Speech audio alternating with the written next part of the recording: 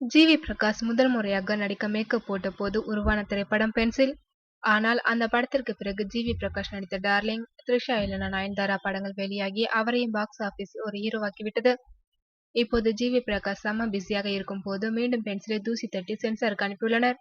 படத்தை பார்த்த தணிக்கை குழுவினர் யூஏ சான்று அளித்துள்ளனர்.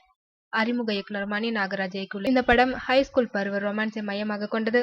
கொஞ்சம் அப்படி இப்படி சில காட்சிகள் வருவதால் யூஏ சான்று தந்துள்ளார்களாம். இன்னொன்று, தனது படம் யூ சான்றுடன் வெளியாவதில் ஜி.வி. பிரகாஷிற்கும் விருப்பமில்லையாம். பிளே பை இமேஜ் தான் தனக்கு வேண்டும் என்று அடம் பிடிக்கும் அவருக்கு பென்சிலுக்கு யூஏ கிடைத்ததில் சந்தோஷம்தானாம். படத்திற்கு இசை ஜி.வி. பிரகாஷ் தான்.